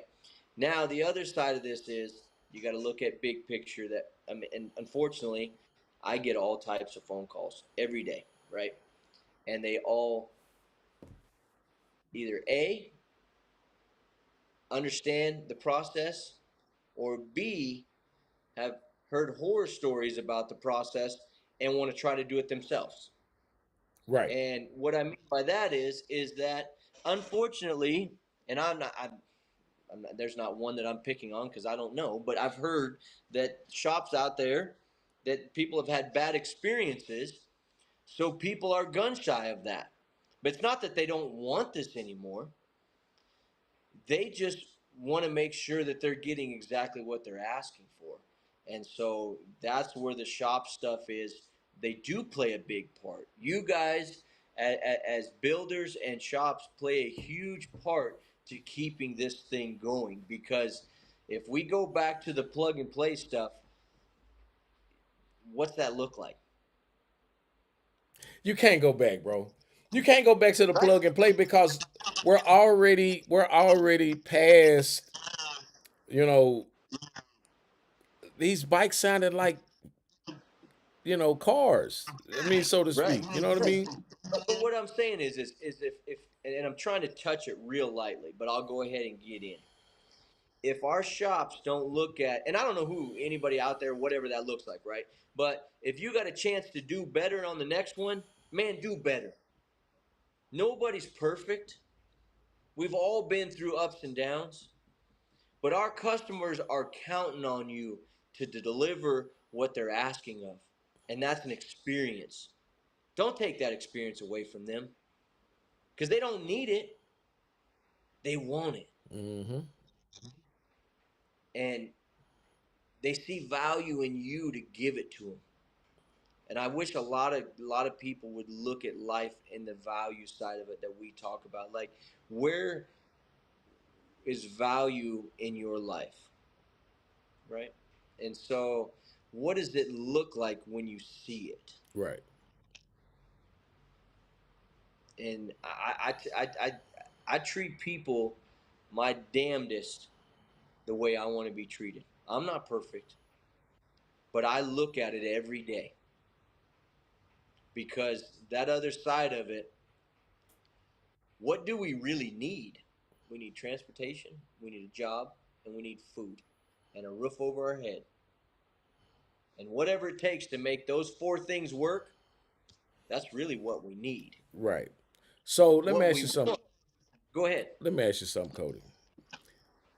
At any time in your, let's say, moving forward, right? Sure. Um,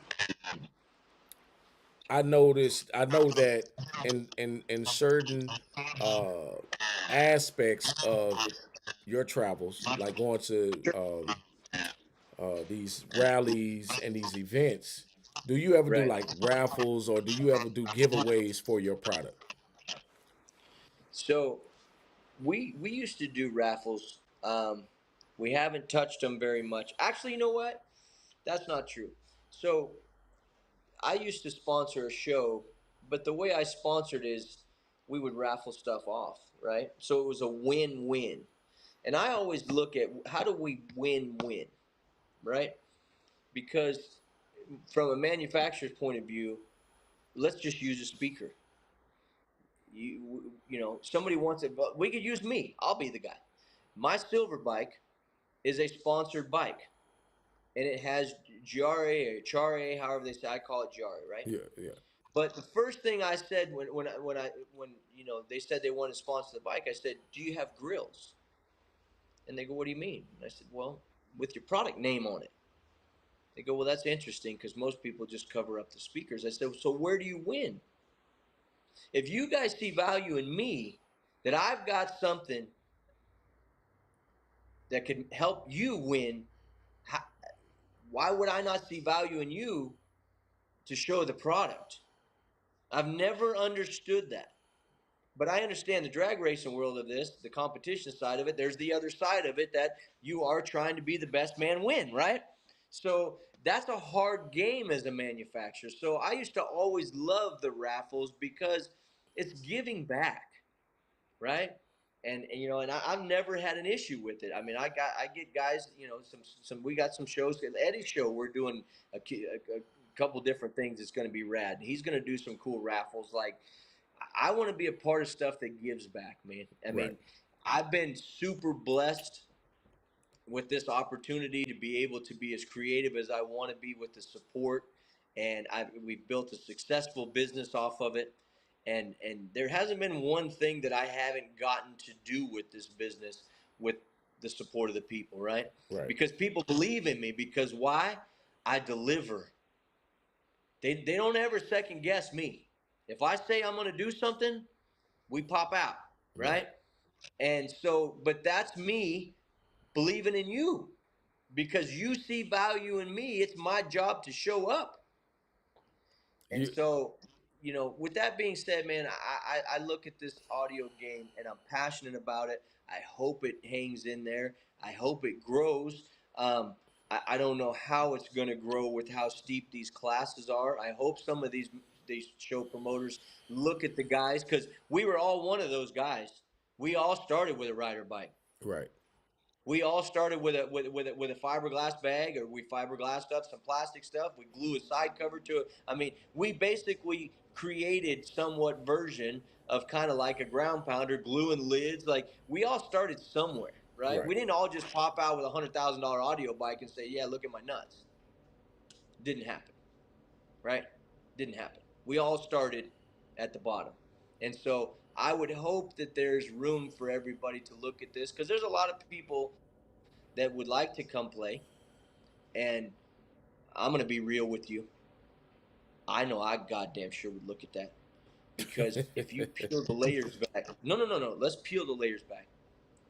You get people to come pay you to give your opinion, your judges, their thoughts of what they think about your motorcycle and sit in a parking lot for 5 to 8 hours. That's called support, Okay, so check right? this out. Okay, so I'm gonna, this is another conversation. This is another conversation that's being had, right? And I'll ask you Yeah. because I got you here. You ever Sure. thought about taking a customer, right? Let's say you got a guy that's out there got the ground pounder elites, and he's Yeah. out there busting head. You know what I'm saying? He goes through the whole Yeah. Yeah. audio season He's winning, committed. He's committed. Yeah. Yeah. Yeah. and he wants to upgrade. Yeah. Would you take that into consideration and say, hey man, you've been out here showing out with my product. I'm gonna upgrade you to this one. Right. You know what I mean? Uh, because he's ready to go. He's ready to move forward. And you say, hey man, since you've been winning, you've been displaying my product. You know whether he's made you money, right? Right. Yeah. Yeah. Yeah. But you see value in what he's doing, that you want to give him an upgrade. How does that look? I've done it. You know, there's two sides of that, right? So when you choose personally to do that, there's no ties to it, right? There's no Mm-hmm. expectations, right? Right. But when you do it as a business move, you have to look at the other side of it. Like, if I do this, am I going to be, uh, what's the word for it? We'll change it. Is it going to be promoted back, right? Right. So, is that dude, if I jump out there and bend over backwards, right, and make something happen, and I see somebody that's earned it, but when I give them, are they going to see value in that? Are they going to respect me in that? As in, hey man, listen, you did this for me. I'm gonna show out. Right. Thanks for rocking with me. Or are they going to look at me like, yeah, he just threw some bags at me. I don't know if I'm even going to put them on. Those are the risks that you have to take. Now, do I hope that we all see the win-win in this? I do. But I also have seen both sides of it. I got cats that have, that are 10 toes down. Let's get it. And I know that I've also helped out shops, bent over backwards, showed them mad love, and shit, man. They throw me into a bar and I got to fight alone. And I'm okay with that too. But I just know that I'm more the guy that looks at the big picture, and that is, where does this guy want to go? Because if I throw big bags at him, am I forcing him to move up? Now is he counting? He's like, man, Cody's counting on me, man. I don't know if I. Maybe he don't have the money for the gear, Right. right? Because the gear, that's a whole nother level. I Right. don't make the gear, right? Right. Right. Right. Right. And so I like to have those conversations up front and go, all right, man, listen. I know you'd love to move up, and the parts ain't no problem. Uh, we're A1. Let's get it. But can you make the move on the other side of it? Because there's no reason, because now we've got different power, different amps, different speakers, or whatever this may look like, right? And we got to get back in the tune. We got to relearn that bike, right? Right. So now you're Mm-hmm. counting on him not to just show up with your product. I don't need that. But to show up and You win and, want and be productive with it. you want him to be able to make sure that he's it's like a dude that's a sharpshooter, right? And he's practiced with that same gun, pow pow pow pow pow. But then you throw him something that's completely different, that's more powerful. Mm-hmm. Is he going to make that transfer, right? Is it how long can he make the transfer? And so sometimes you look at it, hey man, listen, what would you like to upgrade your bike, instead of saying, hey man, let's put you into a bigger class? Is there something that I could upgrade you that lets you progress on your time?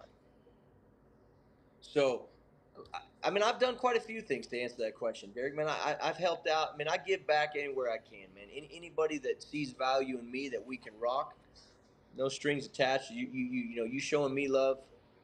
I mean, I'm all into it. But I also know that there's that side of it that the bags are just one part of it. And you to play up when you leave bantamweight, or whatever they call that, ground pounder or whatever that class is, right? Mm-hmm. That step from bantamweight or whatever that class is, but I'm using it because it's a term used in the game, to a lightweight bike is a serious jump. Right. Right. Yeah. A You. real Yeah. one, Yeah. right? That ain't no $500 difference in equipment. No. That's a serious jump. So the But then commitment we're on only my talking side, about 6 speakers too, though. no, that's 10 lightweight. Featherweight from Featherweight. bantamweight, yeah, yeah. But That's the let's one. go That's the class I six. missed. Okay, let's go six.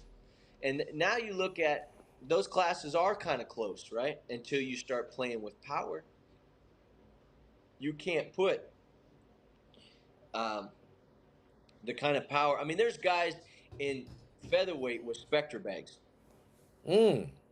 3 cubic feet in a 6 speaker class with a huge ass tin with 8K per bag, 8,000 watts on each tin. I know where there's a bike at right now, That's crazy work, bro. and it gets busy. Of course, Motherfucker hell, gets busy. and that's the thing, right? So my bike has 12 speakers on it, Yep. and I'm gonna probably go up to 14, right? Right. But if I have to play a heavyweight bike, I can respect that, right? I can respect having to play a heavyweight bike with less speakers because my speakers are bigger. Okay. But at But the cone area same, is cone area. just saying, just saying. Listen, those are not my words. I just work here. That, but at the same time, I'm not afraid because I understand what I have, right? And yes, I mean, I don't even have as much power as some of these guys got. I know. That's what I'm saying. It's crazy. So it's like upgrading a set of bags is no big deal, but the equipment that you're going to spend and the power and the money. I mean, dude, you're going to spend double what you would spend on a set of bags to upgrade. I mean, I know right now where there's shops that they're charging for a competitive featherweight bike starts at 30,000 Hmm. all day. Look, we So got Zane in the building. yeah, he stuck his head in here, huh? Yeah, Man, that scooter life's for real. I had one of those. I built one. man. Listen, bro. I ain't gonna front. I was seeing them because they got a whole little thing in Japan, bro. No, that's real. That is They on real. that's they on some other shit. Air ride We out here on Harley. turbos. Yeah, they out there on scooters, and there's some scooters out there with these Harleys. I seen them.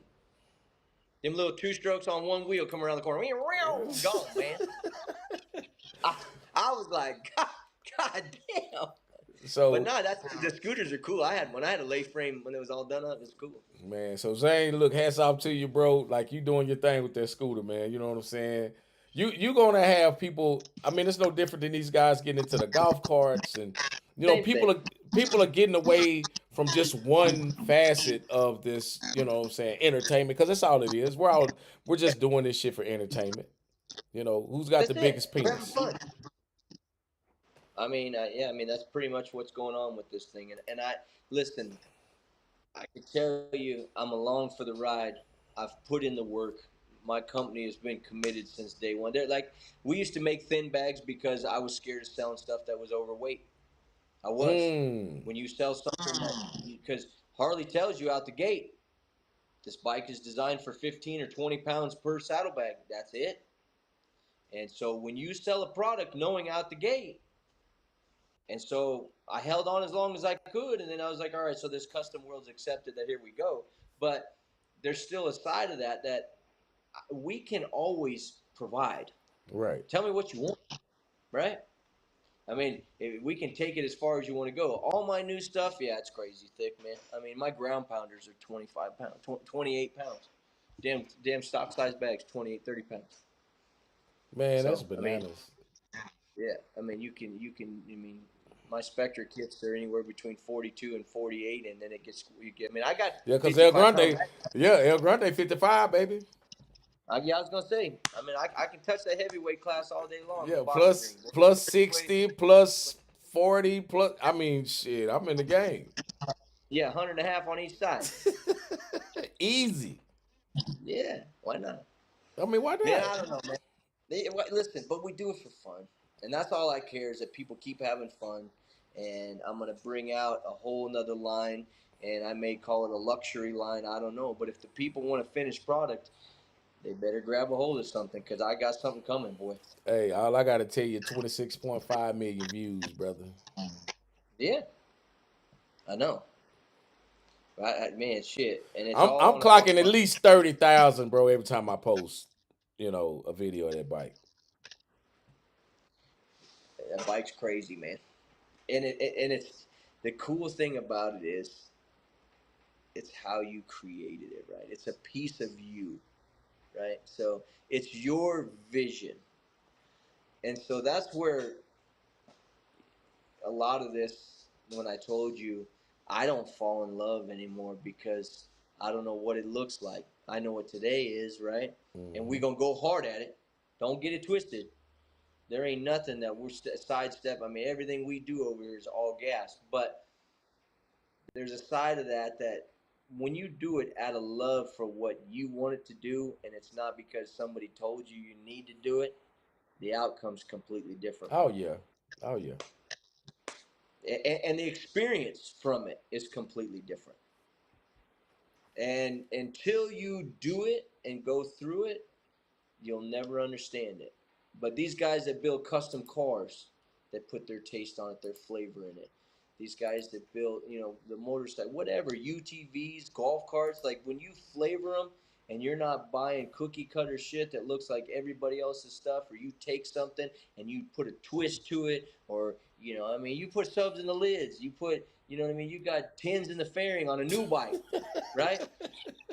Like you say, man, look, that big old headlight, no problem. Watch this, right? Yeah, yeah, Look, yeah. like you created it, and so that's always been my side of this thing, man. Until I mean, once we can't be creative, then you'll see Cody look at this and go, "Yeah, man, I don't know." Well, and I that's the thing. The thing about the creativity is that you can't, in my opinion, you can't compete with creativity. Right? Like you still have to be we in shouldn't be able in to, a box. right? Yeah, And I wasn't born in a box. You know what I mean? I'm the square peg in a round hole. right. And listen, and I'm okay with that. How about that? Yeah, I mean you have to be. We have to be okay with that because at the end of the day, this is about what we choose to do um, as creators, right? Like you to be a manufacturer, that means you have to think outside of the box. Otherwise, you would look just like everybody else. Right. Well, and that's always been my goal is to be different, and we will continually to be different, And it's like uh, my vision's never going to change. I'm looking at the big picture of like what's next, right? So that part never stops with me. That the audio stuff is always going to be here if we like it or not, and we're gonna wherever you put it in a golf cart. I mean, shit, they got speakers in backpacks. Come on, you know what I mean? Like that's not going nowhere. Now we have to be careful because when we don't watch what's going, I mean, like this this is really at a interesting point because if we're not careful with what's been created, um, it can all go away, right? And Right. people just won't be involved in it, right? And so I look at it like there's a lot of moving parts to this, right? But I think that a lot of it's coming to light, and it's going to be a very interesting year. And I hope that for the competitors, that the shows, you know, bring the level that. How about that? They bring the level of competition that they've asked of the contestants, Right. right? You ask these guys to build these big monstrosity of motorcycles. We got 100 and a half. I mean, your average. I mean, you can't. I mean, I know where there's a white bike in Miami that he's got close to 200 in it, That's and it's not crazy. hard to do it. I mean, it's not. I mean, it's not hard to do it. I mean, you can spend money when you're chasing these race. I mean, dude, it's like race cars. I mean, Them off-road trucks, I got a buddy of mine that's got one of them trophy trucks. That truck cost him $200,000 a year in maintenance, and they race 6 races a year. The truck prep is 200 grand a year. Yeah, damn. Yeah. So when you're committed and you're chasing this, I mean, fuck, dude, why are we still playing underneath the pop-up tent? Like, why are we still like? How do we not have badass venues? Like, you're charging what, $250, $75, whatever. I mean, it ain't no $25 entry fee no more, Right. right? Like, we got sponsors. People are getting big boy sponsors, and you can get liquor sponsors to look at this. You can get big show promoters to look at it. I mean, I know that there's a show being trying to be put together right now at the Hard Rock. You know what I mean? Like inside, like at their big, where they put their concerts on at, right? So, there's ways to give back, and I just hope that the promoters see the value in the guys that are putting in the work. You know what I mean? Right. Have you ever thought about putting a show on? Man, I mean, and let me preface this by saying, as a yeah, manufacturer, right, gathering sponsors and say, hey, this is a sponsored by XYZ. We're gonna put this show right, on, and basically kind of like what they're doing out here in Texas for the Walnut Springs thing. yeah, You may be a sponsor or right. the you know what I mean, but you're not involved with making sure everything is done, like the judging and all that stuff. Right, just being a sponsor. I mean, I've looked at it a few times, and I'm actually involved in that one as well. But I can tell you, to put on my own show, I mean, I don't know if that's for me. Hmm. I mean, will I always contribute? Well, I mean, like a once a Absolutely. year thing. Yeah, I mean, I would love to contribute with something like that. But you know what? Every one of these platforms I've contributed to in some way, Hmm. and we will continue to, right? Like, my thing is we keep making parts that play in there. I mean, we're all contributing to something, so everybody needs to look at the full picture, and that says we're all doing it together, even though it's, I mean, we've got lines drawn everywhere in the sand, and this guy don't like this guy, and this guy fuck this guy, this kind of thing, but we're all still doing it for the same reason. The moment that people could which will never happen. I mean, I had this wise man tell me one time. He goes, "Listen, if people in your industry could cross pollinate, it would flourish," and it stuck with me because there's an ass for every seat. Not everybody is a voodoo guy. Not everybody is another manufacturer. You know what I mean? There's 6, 7 different manufacturers. Like, everybody has their style, their liking. That doesn't mean one, shouldn't show up and the other one should, or one's trying to get canceled and the other. You know what I'm saying? Like, all the weirdo shit. Like, we're still doing it for the same reasons. Right. And at some point, if it doesn't get looked at, there won't be. I mean, your support. Without your support, you ain't got shit. So that's how the world works, my friend. Well, and I'm gonna tell you, and I'm gonna go on record to Yep. say that I've been in a position where I've lost control. I know I Sure. did. Am I proud of of me having a moment of weakness? No, I'm not proud of that. You're human, though. But I do believe that when you speak, you know what I'm saying, you should be heard. But at the same time, it's what you say that makes all of the difference. And until we get to a point where we can all, what I'm saying, lock hands and pray together, you know what I mean, and I'm using pray as a means of conversation, man, we gonna fall flat on our face, man. And this industry has the potential to keep going up, But if we can't get our attitude and fix this shit, bro, we gonna be out of pocket for and it's gonna continue to decline. And and Yeah. and and, and you as a manufacturer is gonna see that first because you're gonna go from selling 100 pieces a year or 300 pieces a year to selling 100 pieces, to selling 50 pieces, to selling 25 pieces. And the only way that this continues to grow is that we collectively come back together and do it for the love of what we got into it for.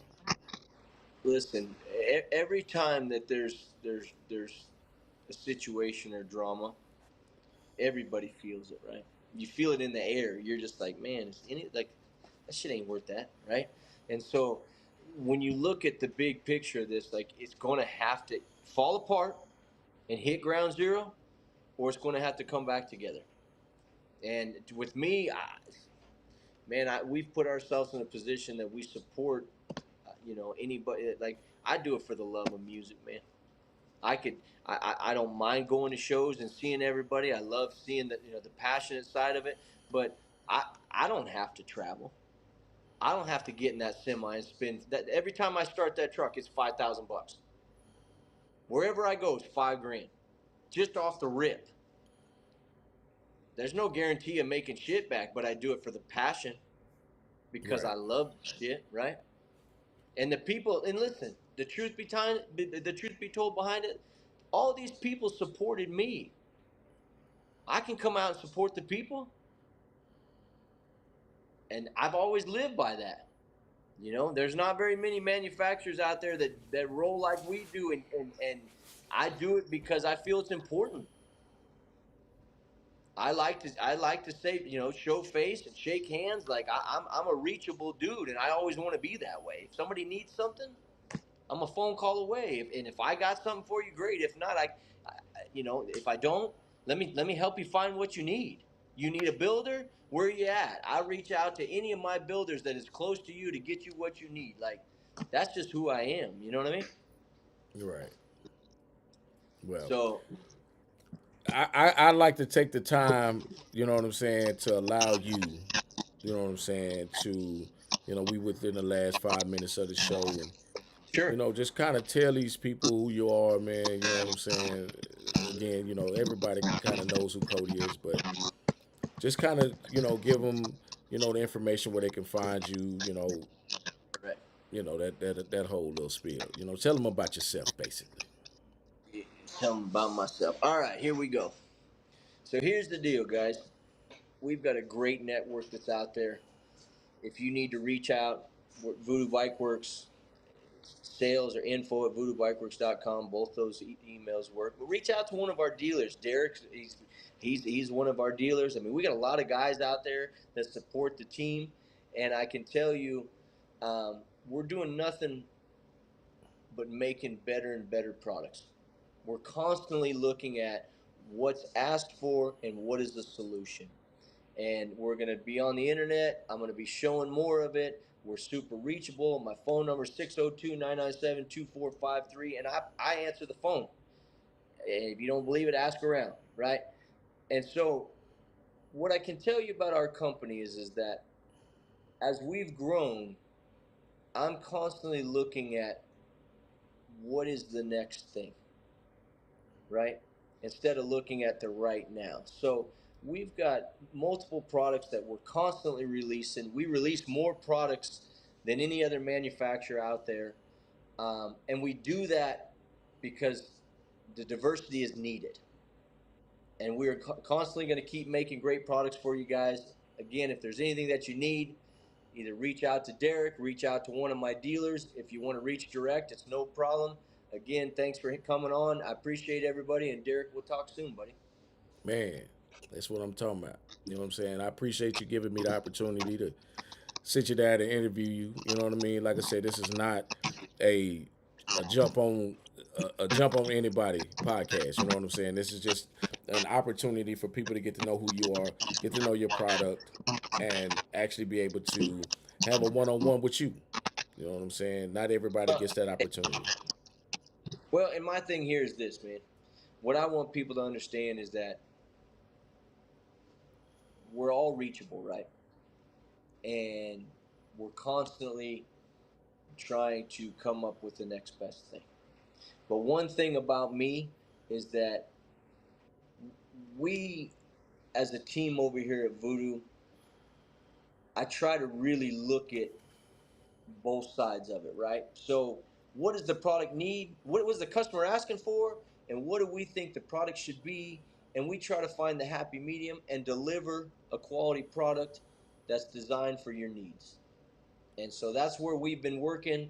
We got a lot of great stuff coming. We got some new stuff that's crazy. And again, you know, we pivot. If the guy wants a rider bag, we got a rider bag. A guy wants a big bag, you want a big bag. You want a down fire bag, we got a down fire bag. You want a side fire bag? I mean, we've always made variations of all of our products, right? And so if something is asked for, we'll make it. One thing about us, you ask, you will receive, man. So you guys have a good night. I appreciate everything, Derek. We'll talk soon, buddy. All right, buddy. Take care. Yeah.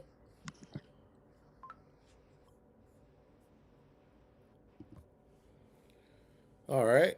You know what I'm saying? That concludes our show. This does broadcast live on YouTube. You can find it under Derek Bolden on YouTube. I haven't created the no disclaimer YouTube page yet. So right now it is just under my name.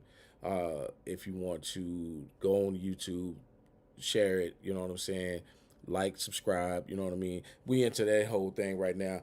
I do look for, guests that we can uh, that you guys can uh, get the opportunity to ask questions to. You know what I mean? So, like I say, man, no disclaimer. We just having conversations, man. You know what I mean? Like we just trying to get the information across. You know what I'm saying? So it's all good. I appreciate y'all for checking in. You know what I'm saying? I hope y'all enjoyed this interview with my boy KODY from VOODOO BIKEWORKS. Stay tuned. We're gonna have some more guests in the future, and let's try to make this thing what we need it to be. Fun. Let's have some more fun. Listen to some good music. You know what I'm talking about? Whether it's in the parking lot, the ring, or whatever. Let's have fun doing it. I see y'all guys. Holla at your boy.